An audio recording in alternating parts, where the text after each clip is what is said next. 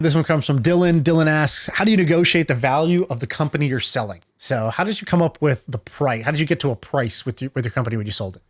I made a huge mistake. I made a classic mistake.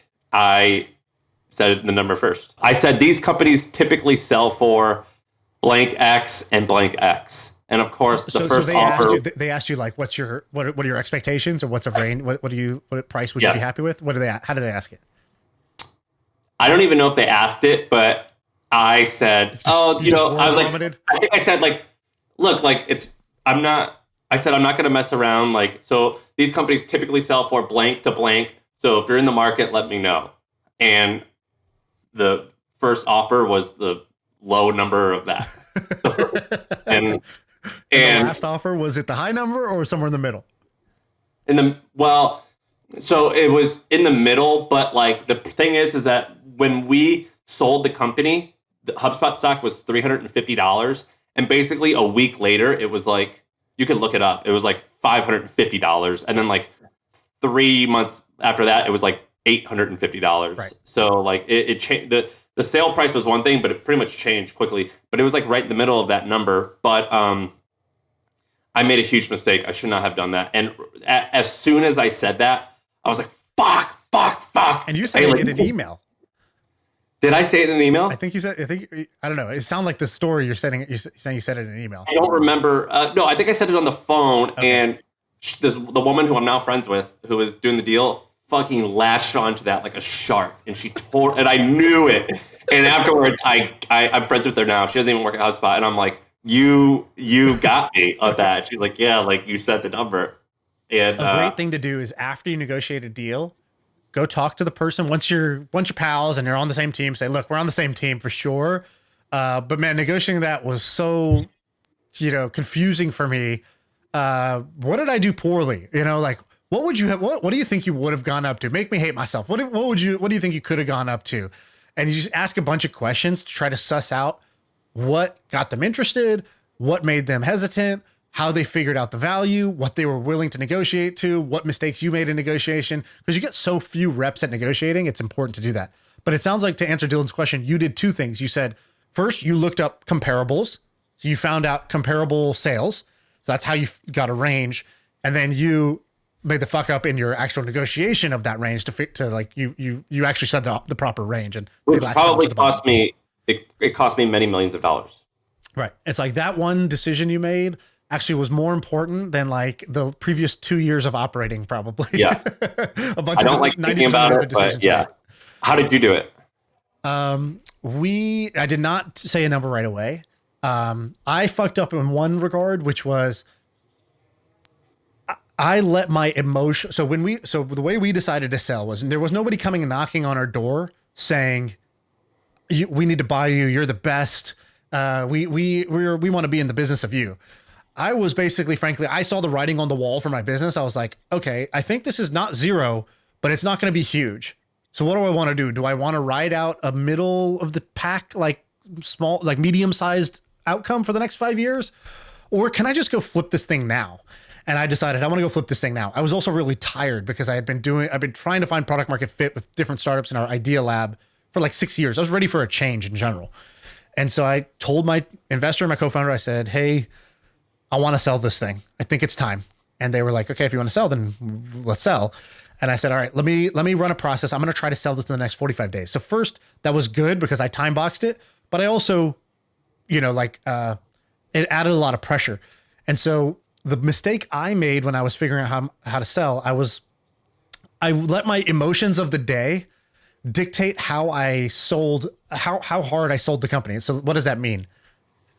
At first I was super confident they're going to want to buy us. So I went to two or three companies with my super like swagged out, like cocky, like pitch basically, which was sort of like, yeah, everybody wants us, but like, so if you guys are interested, you basically like, you got to let us know because this is moving fast with, these other people. So we got approached. We're interested. We might go that path. You're either going to get on the train now or you're going to miss it. So I was like kind of cocky confident. That was like working. But then like 2 days would go by where like somebody, they didn't text me back or they said they were going to review the thing and email me and they didn't email me. So then I started to have doubt creep into my head a little bit. So then I would like kind of like, it's like a booty call. It's like desperation, reach out to some other company. And so one of them was I reached out to Facebook through somebody I know. And I was sort of like, hey, like, you know, we're going to sell this thing. I used the word acquihire, which was like the wrong word to say, because acquihire means a specific range of what outcome you're going to get. And it basically means don't value my company, just value my talent. And I shouldn't have done that. I should not have said that there. I was luckily able to recover because it was such a big company that by the time he made the intro to the person who made the intro, I had like changed the narrative completely. But the third guy was like, yeah, you guys looking at acquihire? I was like, I don't know where the fuck you got that. No. And it's like, I literally had sent an email and, you know, with myself saying that, but I luckily was able to change it. And actually they came in with Facebook came in with the highest offer. And so I ended up recovering from that mistake, but that could have been critically bad. Which was you wish you would have taken the Facebook offer? No, like the Amazon offer ended up working out great, but you know, whatever. It was a good deal in the end, I guess. But that was the main thing. And I didn't have a comparable. I didn't have comparables really. I kind of, the comparables I heard were such a huge range that I was like, okay, I just need to forget I heard any of those numbers because it's too wide of a range. It just means like it depends. And so then I started negotiating. I didn't say the number first, and we waited till we got offers. They tried to get a number out of us, but I was like, not going to do it. And I was anchoring in other ways besides saying the specific number. I was like leaving little hints or kind of just like, you know, just making sure they knew that we had other interest. And eventually, once we got one offer, I was like, okay, that's a ballpark. And then I basically just texted the CEO of Twitch and I was like, hey, I'm going to take this other offer unless you can match.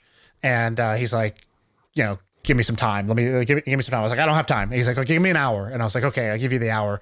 And then he came back with an offer that wasn't quite a match, but it was good enough where I said, okay, all other factors considered, we think this is the best because they were going to take more of our team and other stuff that the other one wasn't going to do. Dude, what a stressful, it's such a stressful period. Yeah. It's such a stressful period. Yeah, nobody teaches you how to do this. And it's like the most important thing you'll do as the CEO of your company is land the plane. But it's like being a pilot and you learned everything about takeoff and flight. And you've never heard anyone mention how the fuck you're supposed to land. And so you're like just kind of pointing downwards and you're trying to land the thing based on like instinct and then like a few fuzzy messages you get from mentors. Or you use like, if you use an investment bank, it's different, but we were not at that size. You got to be doing like 50 million to 100 million minimum in your sale price to have a banker who does it for you. Dude, I had this roommate named James, and like he was like a stoner pothead, and like the first day of work at his new job, he went and he had a t-shirt that said "I heart weed." It just really big "I love weed" instead of "I love New York." And he was negotiating a salary for a company, Vungle, Jack's company, that I introduced him to. And he'd been unemployed for 10 months and he'd been struggling to find a company that he wanted to work at. And I think he was using like his mom's credit card to pay the bills because I would get like his statements. And like, so I thought like maybe things were going south for him. I'm like, dude, I don't know if you have much money left. I don't know how you're going to pay rent. And Vungle made him an offer for like $190,000 to be an engineer at their company. And he told me, and he goes, are you gonna take it?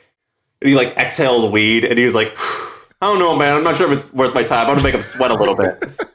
And I was like, James, are you kidding me, dude? I'm like, you don't have any money. You've been interviewing and talking to companies for 10 months. You're screwed. He goes, yeah, let's make him sweat. And I get a phone call from the recruiter who I introduced him to. And he goes, dude, James is like a hot engineer right now. Like, I don't know if we're going to be able to land him. Like, he's just bargaining so hard, and I don't think we're going to get this guy. And I was like, I put the phone down. I go, James, do you hear what they're fucking saying? You better come to an agreement soon. And I go, well, you know, just give him what he wants. Like, who knows? Just give him what he wants. You know, you just got to land him. And I hung up, and they ended up upping his offer, and he negotiated from a place of having nothing, and he didn't care at all. And I learned from him that day that that's actually a really good place to negotiate from, so long as you're willing to accept these horrible consequences.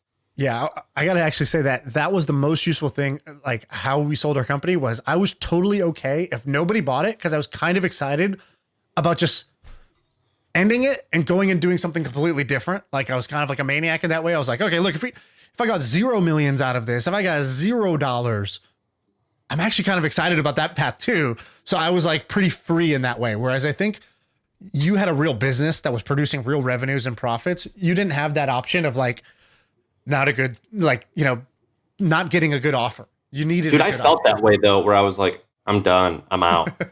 I was like, I need to get out of here. So I felt the same way as you. And I'll learn a little bit differently how to run things so you don't get burnt out.